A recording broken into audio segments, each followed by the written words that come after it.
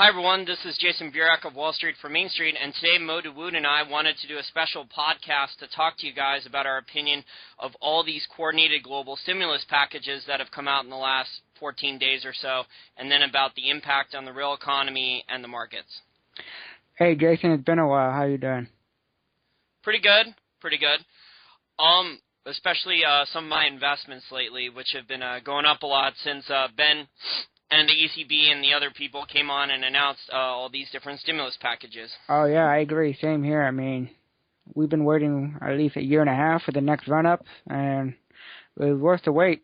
And anybody that's been investing for a while knows that, investing is never a straight line. It's always jig-jagged up or jig-jagged down. Or sometimes it goes sideways for a while before it goes up. So, patience is the virtue. Especially in a long-term secular bull market here, the loose hands, the weak hands are going to get shaken out. There was a very, very rough consolidation period for basically 18 months, I would say.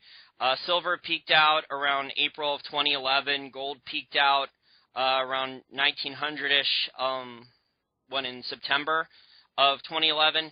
So it was a pretty long consolidation period, and we had a lot of people, a lot of consulting clients, and people had bought some of our reports, got some hate mail, got some very, very angry people who, I'll never buy mining stocks again. These are people who literally made 400%, over 400% from 2010 to 2011 on the big run-up, and then some of them stupidly did not take any profits on the big run-up, and they panicked and sold out at the bottom. Yeah, investing is hard. Your mentality toward investment has to be different from the herd. You always gotta be two-step ahead of everybody. And you gotta be a contrarian too. So when everybody's negative, that's when you get back in. And this past summer, when gold and silver bottomed and all the weak hands were cleaned out, it was a great time to get in. I knew silver would bottom around $26, $27. I knew it couldn't go any lower. It tried to, and it never got any lower than that. And that's because, Mo, all the physical around that price just kept getting cleaned out. From what I heard, there was massive orders on the LBMA. For over 5 million ounces. There was multiple orders of over 5 million ounces of physical silver. Now, for some of our listeners out there, they're going to say, oh, but there's plenty of silver to buy at the retail. I can get my 10-ounce bars, or I can get my 100-ounce bars.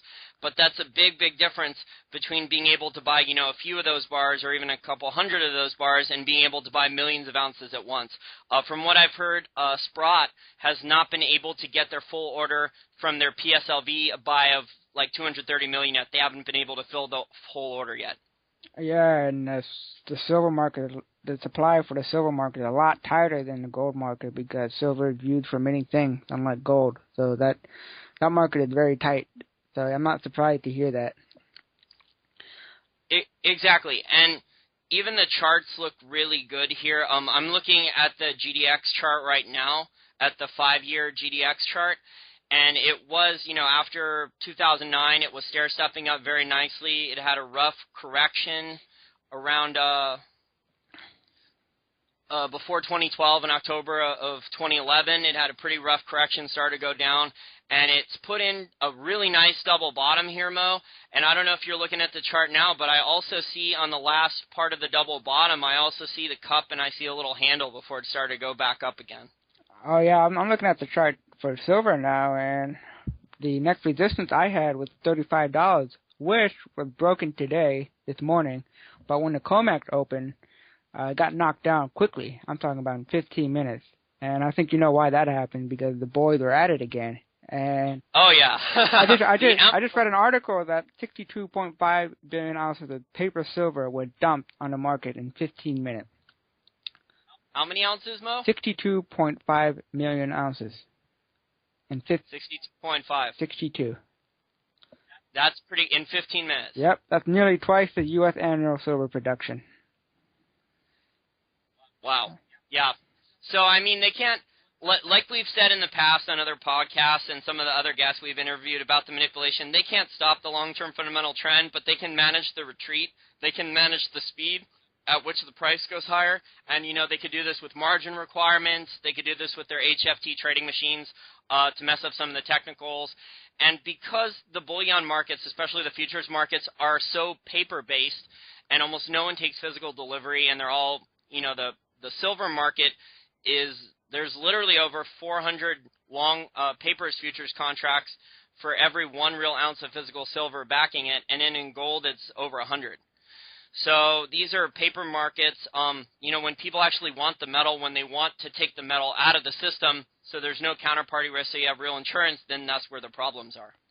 Yeah, I agree. The paper market is a big problem in the gold and silver market, and other markets as well, like the oil market. But anyway, another recent event that's been going on is the money printing that's been going on, or the currency war that's been happening around the world. So we got the ECB announcing unlimited bond buying program. We got the Federal Reserve that just announced QE3, where they're going to purchase $40 billion a month in mortgage-backed security. And just recently, the Bank of Japan announced stimulus. I think it's 10 trillion yen. And then we had the Bank of England that's already announced their quantitative easing a couple of months ago. And I believe China is in the mix as well with their infrastructure stimulus that they announced. So the global currency war is still occurring, and everybody's trying to devalue the currencies to enhance the export market. Yeah, it's really all these Keynesian economists who are the central bankers and who are the academics who refer the politicians. It's all, and also Wall Street too. Wall Street's almost all trained Keynesians. This is all they know. And when you look, at the GDP statistics, which are way overstated because they're not accounting for the real inflation rate, because real GDP would be negative, just like real interest rates are negative when accounting for the real inflation rate. But the GDP statistics are based on consumer spending, government spending, investment, and exports. Consumer spending in the U.S. is down pretty rapidly. It might drop more than 50% over the next, it's already dropped a lot. It's already dropped, 30 or 40% since 2007-ish, really, since the housing bubble burst and other stuff. And it might drop even further than that. So consumer spending, it's going to be very tough to get consumers to spend all that money without the Fed doing the wealth effect, which we can talk about later, trying to boost up markets on a nominal basis. And then another component of GDP besides consumer spending is government spending, and this is something the Keynesians and both political parties are just adamant about. The Republicans and the Democrats both love government spending. They just disagree where to spend all the loot. So, the Democrats have their welfare projects, and the Republicans also have some welfare projects, but the Republicans tend to, prefer warfare. But, the government wants to increase its spending. I mean, even the Paul Ryan plan is still only cutting back the spending plan at a decreasing rate. It's still an increase in spending. It's not really it's not at all a decrease in spending. Neither party wants to stop spending at all. Yeah, it's unfortunate that neither candidate actually talked about cutting the debt or actually tackling the entitlement program, the problem with that, or tackling the deficit problem that we have in this country. None of these candidates have a good plan to solve that. Their plan is to dump everything, Mo, onto the Fed and onto the dollar. Yeah, and then they're gonna come claim that they have nothing to do with it because the Federal Reserve is an independent party, and what they do has no effects on what the government does, which is not correct because QE3 was a political move, whether people realize that or not. I think Bernanke did that to help Obama. There's no question about that. Yeah, because Romney has mentioned, right, that he does want to fire Bernanke and put in a different Fed chairman. Right? Another Keynesian Fed, right? I mean, yeah. So yeah, I mean, he'll put another Fed in, but what is he going to do? Is he going to be like Paul Volcker? Is he going to raise interest rate up to 10%? No, I very seriously doubt that, Mo. I think if Bernanke does get replaced, I think the next guy could be more like Paul Krugman, who's crazier neo-Keynesian than even Bernanke. If people don't like Bernanke, then they're really not going to like Krugman. That's all I'm going to say, because Krugman's been he's been saying that the stimulus packages and the QEs have not been large enough. Oh yeah, I've heard him say a lot of crazy stuff, and he's losing his credibility out there in the economic field, a lot of people are starting to question him. So that's good. It's good to see. A lot of the Go ahead. Sorry to interrupt you. The credibility of a lot of these academic economists should be questioned. I mean, Keynesian economics, I'm frankly, like, I know it benefits the government and politicians very, very heavily, and also Wall Street, but I'm frankly surprised Keynesian economics has survived this long. It should have died in the 70s because they said stagflation could never occur. The Phillips curve said that higher inflation and higher unemployment could not occur simultaneously because the economy had to be doing well, people had to be spending, people had to have work and increase salaries to create the inflation. And the stagflation of the 70s proved that false. And that's correct. And the government and Wall Street did a good job to cover up the downfall of this kind of policies and economic policy and monetary policies. Don't you agree? Yes. Yes, and I mean, every time, the whole nature of Keynesian economics is countercyclic. So their solution is unlimited growth. Like, people blame the Austrian School of Economics and free markets and regular capitalism, and they say that that's unlimited growth, and that's not. Keynesian economics is the unlimited growth. In any capitalist cycle, there's always, a period there where the malinvestment has to be wiped out. Now, the central banks create larger boom-bust and business cycle malinvestment periods, and that's what creates, recession and or depression. But the Keynesian economists don't want that, and that's what allows the politicians to stay in office during, a recession because, they just paper over everything. So I think it's just ridiculous saying that, it's capitalism that's unlimited growth. That's not how capitalism works. Failures are supposed to be punished in capitalism, and capitalism is a sustainable growth trajectory. That's what it's supposed to. Capitalism is sustainable growth trajectory. You're not supposed to be able to, lever up your bank balance sheet 40 times because, you don't have the assets to be able to pay back the loans. There's no way those banks could have done that stuff without Keynesian economics, without fractional reserve banking, without the Federal Reserve, and without being backed by the government. And I agree. It's unfortunate to see the attitude toward capitalism gone negative. I see a lot of people, demonizing the wealthy. And what did they do wrong? Why are you going to penalize people for being successful? Not everybody worked on Wall Street or took bailout money or taxpayers' money to, trade on the S&P or the Dow or to cover their losses. There's a lot of wealthy people that did good things in the economy and created jobs and became, very wealthy. So there's no reason to demonize the wealthy for being successful. That's what capitalism is all about. Well, I think part of the dislocation, Mo, and I don't know if you'll agree with me on this, is a lot of the wealthy now is paper wealth right now, and it's being created by Wall Street. It's trading paper back and forth with one another, and it's not creating real jobs. The capitalism that I've studied, the Austrian School of Economics, Capitalism and Free Markets, is where, Wall Street and the financial markets, the capital markets, are supposed to invest in real Main Street businesses and grow them, and that's what creates jobs. And we don't have that. In fact, it's so hard for entrepreneurs right now to start businesses except for certain sectors. There's too much rules, too much regulations, and taxes are going up. So, entrepreneurs and small businesses who are real capitalism, because let's face it, every large corporation that has been vilified by the left, by Occupy Wall Street, et cetera, every large corporation started off, as just an idea with an entrepreneur. Some of these businesses literally started off in the garage or in a basement or something like that. So, we need literally hundreds more apples, and the laws and the regulatory framework and all that stuff is not in place to allow it. And that's the problem where all this dates back to with the stimulus and the other things. I just don't see job creation, real job creation, coming forth.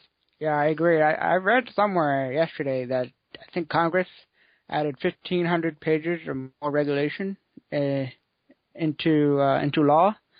So that doesn't help the entrepreneurs because that raised costs. And when you raise costs, that means either their service or product become more expensive, or that means they have to cut back, lay off people, and maybe they'll pick up their business and leave the country, like go to Singapore or Hong Kong, where it's more friendly to do business there. So we're seeing a lot of trend where businesses are moving out of the country or moving out of the state, like California, where businesses in California are going to either Arizona or Nevada, where it's more friendly to do business. So that's one of the trends that we've been noticing lately. And also another trend that we just talked about earlier is the currency war that's going on around the world. So let's talk about that for a few minutes.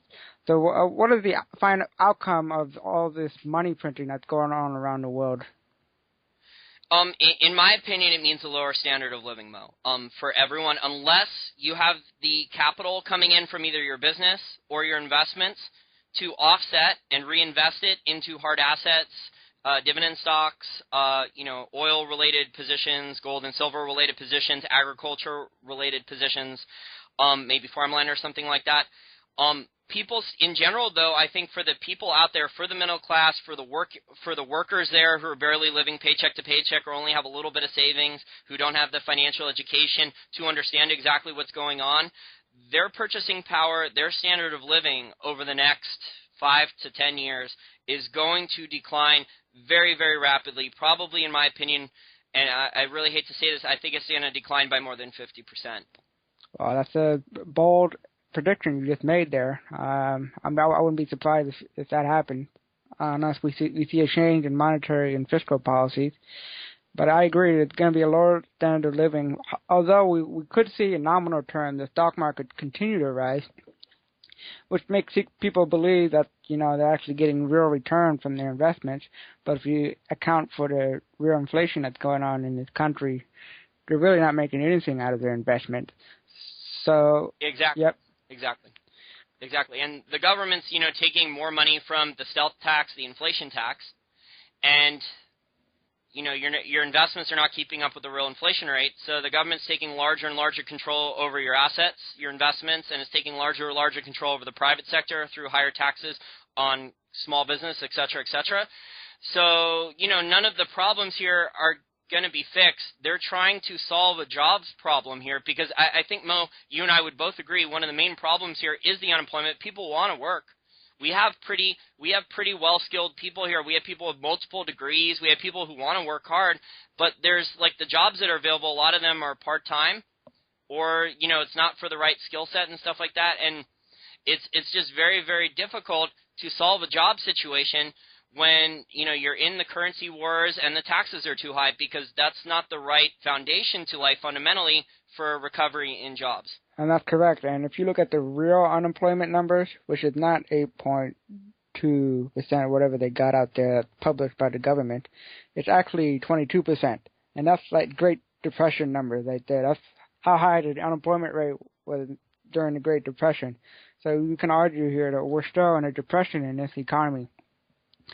Yeah, I would say it's been papered over, and that's why I think the government's going to continue to pay out benefits, although, each check that you receive, Social Security, EBT, whatever, is going to buy you less, especially on consumer staples going forward, because as they devalue those currencies, as they create more and more dollars, they're going to buy you less commodities, less, food, less energy for your electric bill and stuff. Those bills are still going up. I don't see any signs of any beneficial deflation here for higher quality services and lower prices in consumer staples like food and energy. And if you're a free market capitalist, deflation is not a bad thing, It increases your standard of living. I don't know why people make a bad connotation with deflation, because I'd rather have deflation rather than inflation. At least, when you have deflation, as long as you have cash coming in. Yeah. And your paycheck will stretch further, be able to buy more things. Yeah, maybe your wage will go down, but you'll still be able to, your purchasing power will still go up, and you'll notice that. But people don't make that connection. And the funny thing, Mo, is that after the Civil War, till the time the Federal Reserve was created, the prices dropped, and, the standard of living in the U.S. increased. And it was basically beneficial deflation. I mean, the value of gold held pretty constant. There wasn't really any deflation, after the greenback was gotten rid of post-Civil War, and then we returned basically to a gold standard. The U.S. had its most prosperous time basically ever in terms of real GDP growth, not much inflation, increase in standard of living, job creation in the economy, et cetera, et cetera. Exactly. And let's focus on what the Bank of Japan did for a couple of minutes here. Now, they just announced a stimulus of 10 trillion yen. I believe. And, people have the deflation and inflation debate in Japan. Does this stimulus, in your opinion, will make the deflationists become inflationists towards Japan economy now? No, I think the most deflationists I've spoke to recently or read their work about are entrenched that, Japan's been doing this for so long, they only think linearly, thinking that things can't change rapidly. So let me outline all the different reasons why I think Japan's going to have problems in the next 2 or 3 years and why people like Kyle Bass and others are going to be proven right. Okay, Japan's society is collectivist.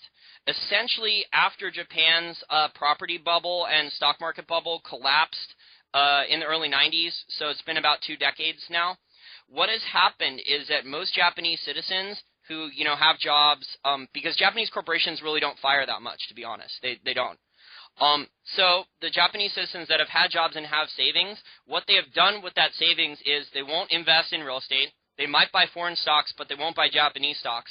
And what they have done with the majority of their capital is hold cash, hold yen to keep it strong, and then also to buy, sacrifice their savings and buy JGBs, Japanese government bonds. So that has absorbed a lot of the government spending. And Japan has been able to run, Japan's economy did a very, very good job for a long time of beating the U.S. on competition, Toyota slaying the massive auto giants here in the U.S., and that was trade surpluses. So Japan has run trade surpluses up until recently for many decades. And those trade surpluses are what allow their corporations to grow. They put savings back in people's pockets, and they allowed people to absorb those Japanese government bonds so the Japanese government could run budget deficits. But this whole thing does not work when you have the Fukushima disaster because Japan's economy is based on energy.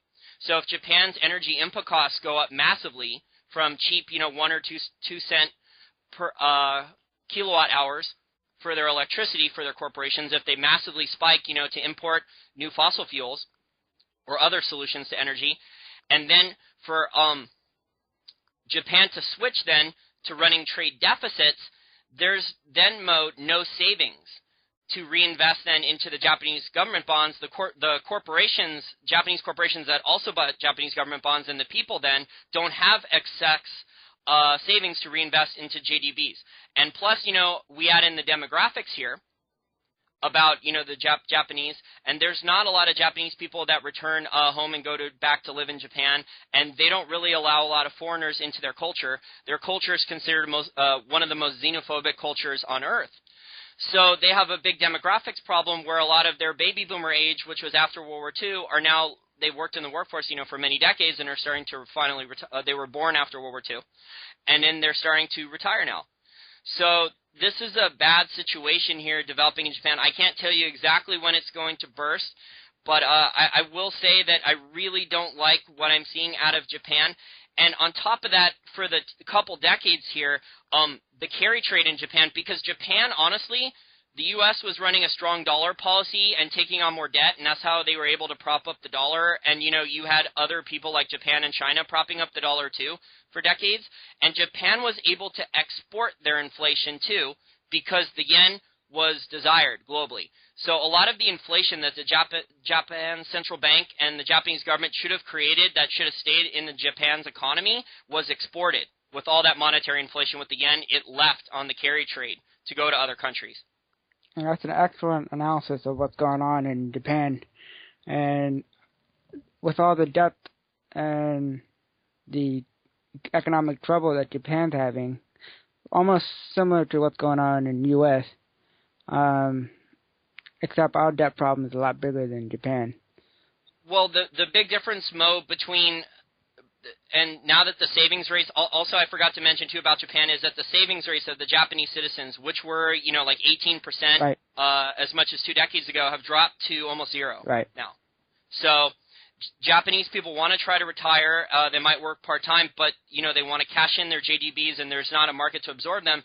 And the difference between the U.S. and Japan is that Japan could do this because not everyone else was devaluing their currencies at the same time as Japan was trying to, as Japan was. Not everyone else was going through these spending programs. And the U.S. has the world's reserve currency, and Japan, now that Japan's running trade deficits, it would be a big, big red flag if Japan continuously starts to run trade deficits, and they know this, Mo, which is why they're scrambling to fix their energy input costs, because they're worried their corporations will get hurt much, much further going forward. So the big difference between the U.S. and Japan, the U.S. is not going to be able to keep this going because the U.S. has the world's reserve currency and is upsetting more people. The U.S.'s collapse, the U.S. might be able to postpone this longer than Japan, but the U.S.'s collapse is going to be bigger because we're building this, debt bubble. We're building the over-counter derivatives bubble. We're just blowing it larger and larger. And also where I'm noticing a little mini bubble in the housing market again because of the low mortgage rate that we're seeing out there. We're seeing a little bit of a pop in the value of the home, and we're seeing them building more homes. I don't know why they're building, but I think the housing market have too much supply out there. So I'm predicting a mini housing bubble that's occurring across the country as well. I'll tell you why they've stepped in and they're starting to build again. A lot of those inventories that were, shadow inventories and other things, there's still a decent amount of them, but a lot of them, what has happened, Mo, is there's been so much money printed up all over the globe, and there's so much large savings from other foreign investors because all that money, let's be honest, all that money cannot go, there's so much paper floating around all over the world, it cannot all go into physical gold and silver. There's just too much paper. So what has happened then is a lot of shadow inventory and other things have been bought in large blocks, sometimes 40 or 50 houses at a time, sometimes, entire streets have been bought at once by Chinese investors, by Middle Eastern investors, by hedge funds, and in the United States. And these are being, refurbished and or rented out for low prices so people can live in. So that's part of it. And then also because the home builders, Mo, are basically an extension of the government. They've been this way for a long, long time. Fannie and Freddie have been sanctioned to help, and the FHA have been sanctioned really since the FDR administration, since the 30s, to do, government-sponsored, government-subsidized housing. That one of FDR's dreams, Mo, was for the American democracy to be a home-owning American democracy. So that has been the plan, and that has been subsidized, and the home builders here, they get tax credits. So some of these home builders, Mo, in the last couple of years, instead of them suffering massive, massive losses that would have been even larger and would have bankrupted some of them, instead of that, what has happened is they have gotten, in some cases, $500 million or billions of dollars in tax credits from Congress so they can write off all, their bad investments and bad debts and other subsidies to keep them afloat. An excellent point you made there about the home builders being subsidized by the government. As you can see, the government believes that the housing market should be the front line of the U.S. economy when it shouldn't be. It should be creating capital and creating jobs and creating goods that people need. It should be the front line of the economy. Exactly. Not just the housing market. Exactly. The American dream, Mo, at least like from my relatives who moved here in the late 1800s, early 1900s, the way I was told, it was not the American dream that was pitched by the National Realtors Association now to own a home. That's not the American dream. The American dream, Mo, was to come over here for economic opportunity, like what a lot of the illegal immigrants are doing now, is to come over here for a better economic opportunity, suck it up, sacrifice, work hard, maybe work a shitty job if you have to start off with, learn English, and then one day you can own your own business and you could succeed that way through hard work and honest and coming up with a good business idea, and then you can go and buy things, the nice things, after you've already become successful and started your business, et cetera, et cetera. Exactly. And one final subject I want to talk here for a few more minutes is the impact on investing from all this money printing or currency war that's going on around the world. Now, the sector that benefited the most from the QE3 is the commodity sector, mainly gold, silver, and oil. And lately, gold and silver have done really well after QE3 came out, mainly because both of these metals are money, or has been money, has been used as money in the past. China was on a silver standard back in the early 1900s. The U.S. used to be on a gold standard. where the dollar was backed by gold instead of the government, making it more reliable, and it prevented the government from spending too much money. Now, fast forward to today, we have gold around $17.50 and silver right below $35, and I expect it to continue to move up, mainly because of the growing demand now for these metals and result of the currency war that's going on around the world.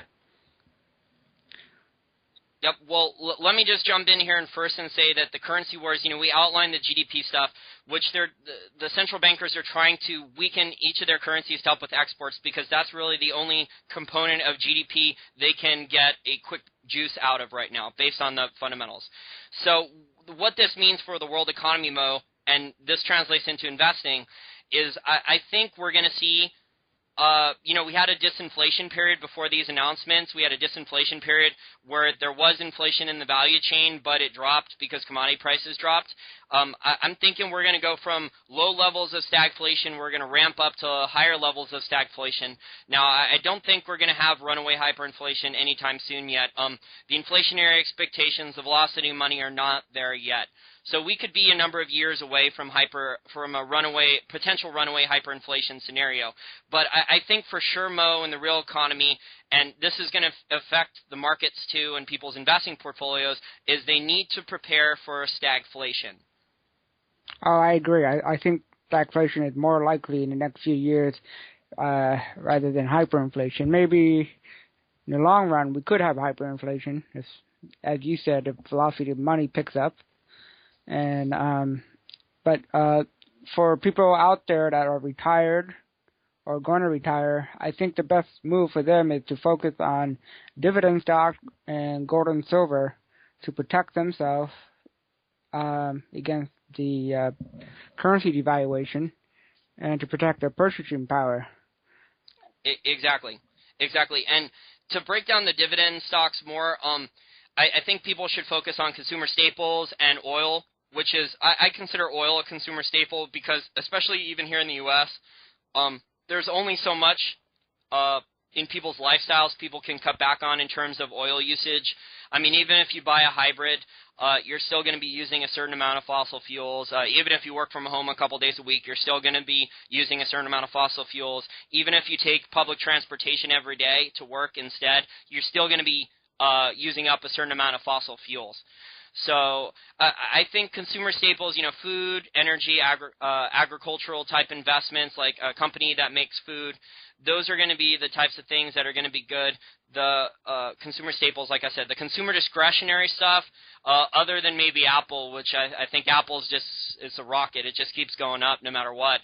A lot of the consumer discretionary type stocks, even the ones that pay dividends, I think those guys are going to struggle because as we see these currencies just continue to get devalued, what's going to happen is that money is going to be speculated with in stocks by Wall Street, and then also that money, once it goes into the commodity markets and is speculated with, the commodities are real things. So once the higher commodity prices go, they start creeping into the value chain for almost all companies then.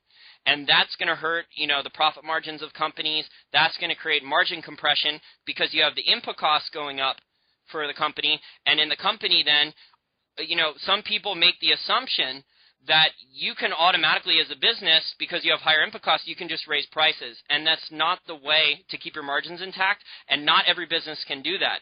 In fact, most can't because, if you risk raising prices too much for a consumer or another supplier or something, they might cut back on the amount of orders.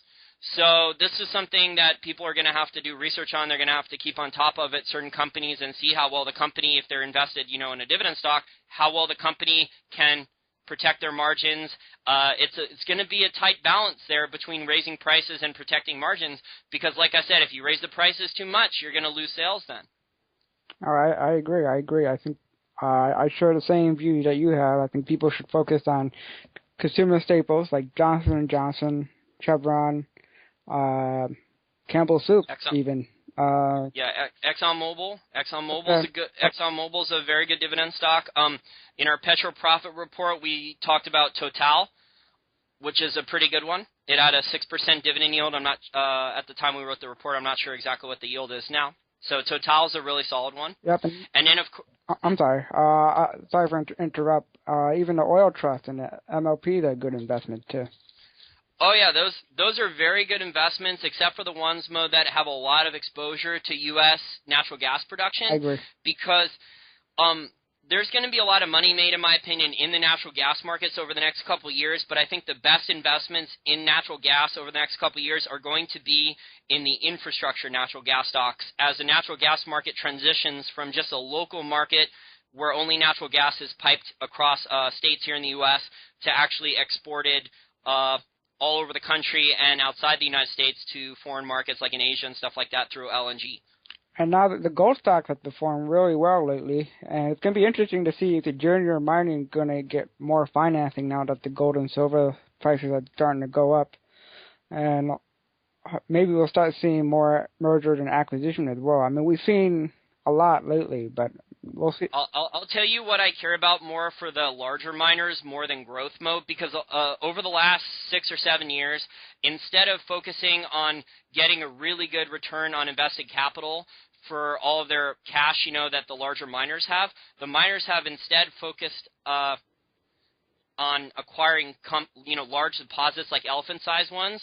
And some of these CapEx, 6, 7 years ago when the company was bought, when a junior was bought, they paid $1 billion or $600 million or something like that for the company, expecting $1 billion CapEx.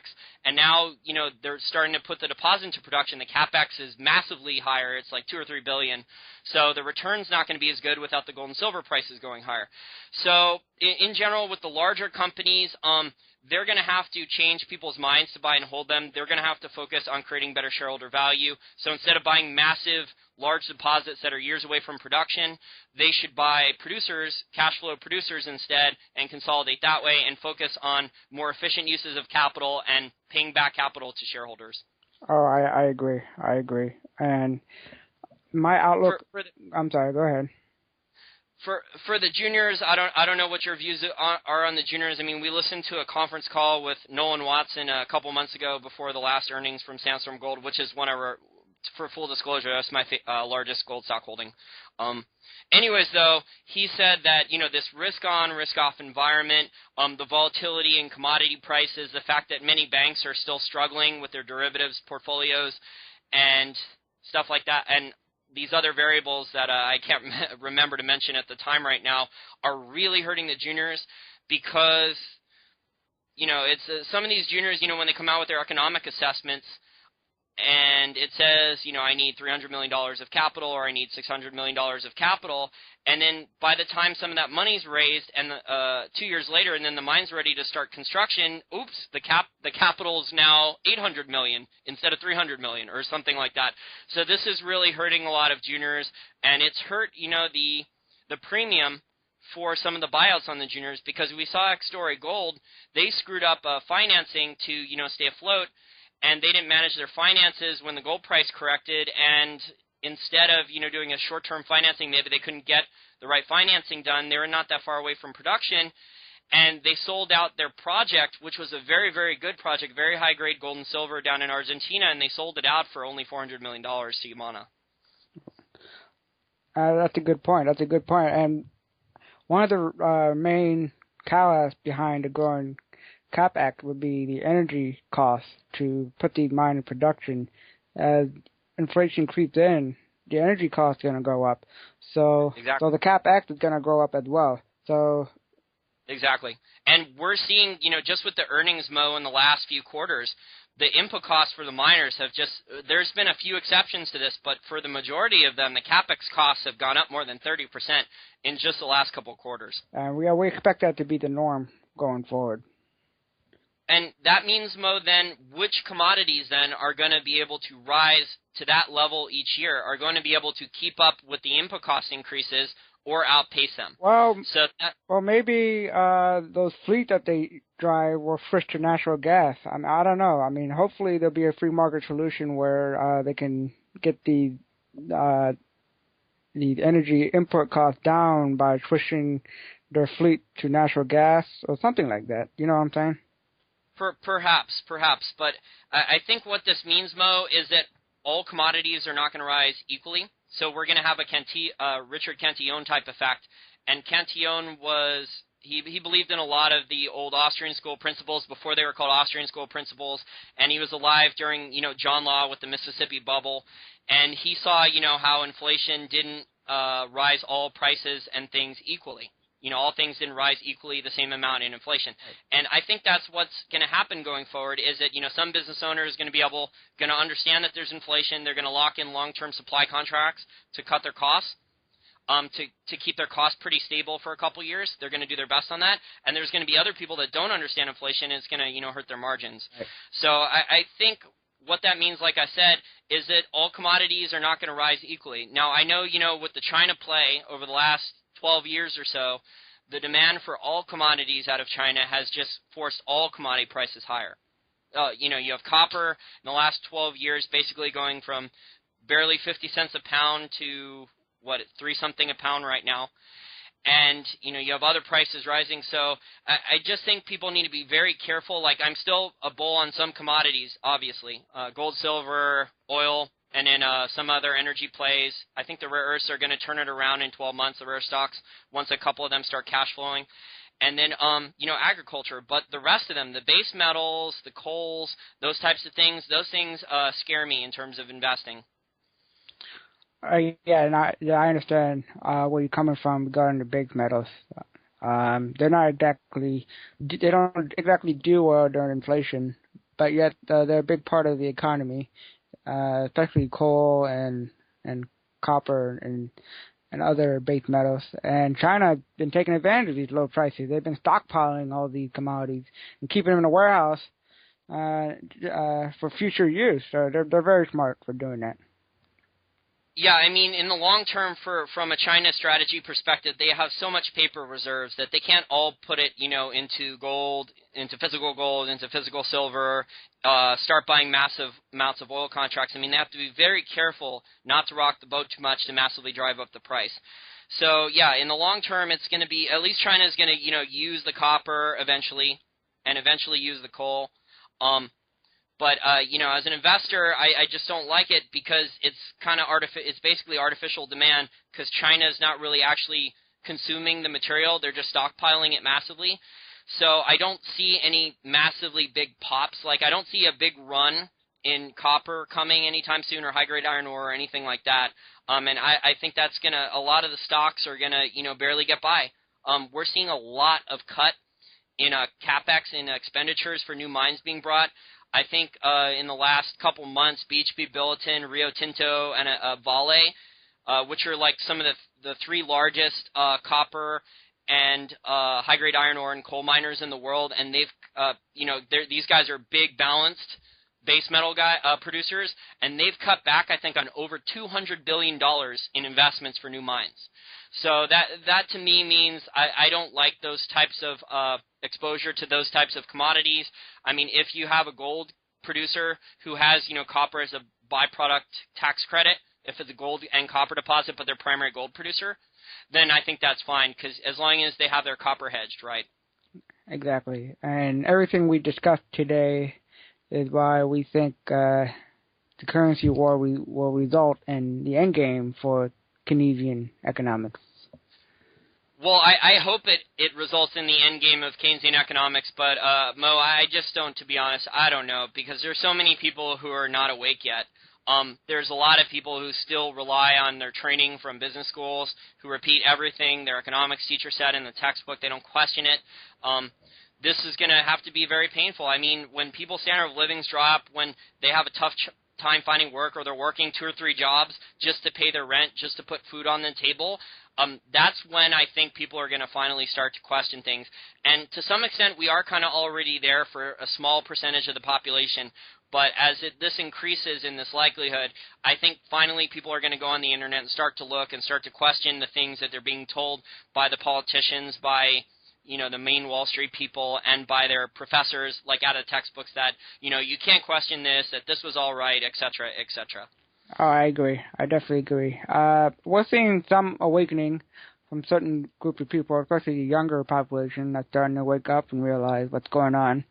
So that's a very good thing because they're the next generation for this country, and their attitude and thinking will hopefully shape the way the government will work in the future, or the economy will function in the future. So that's my hope.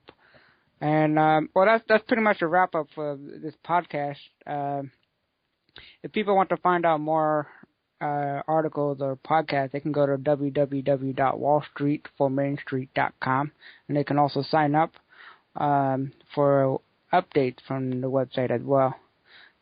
Jason, anything you want to say before we wrap it up here?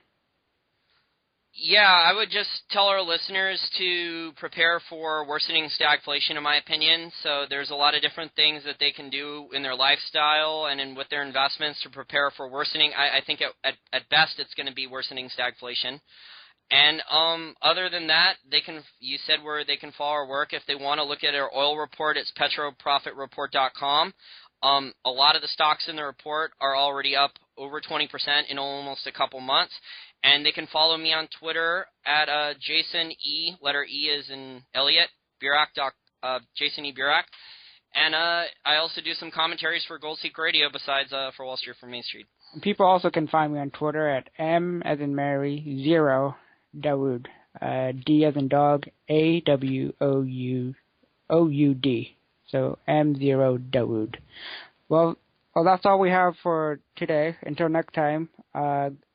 Good luck out there in the economy for people that are struggling, and we hope things will get better for people that, especially the entrepreneurs out there that are trying to survive and become successful. I know it's tough in this economy, so we wish you people good luck. And just because, this truth that Mo and I have spent the last 45-plus minutes talking about is going to be very painful for some people. That doesn't mean that, once you learn the truth, you can't help others and you can't help yourself. So knowing the truth is more than half the battle, because now you know the truth and now you can plan accordingly to protect yourself, protect your family, protect your friends, maybe educate a few people here and there who are at least somewhat open to listening to some reason and some logic and some common sense. I agree, and the truth will set you free.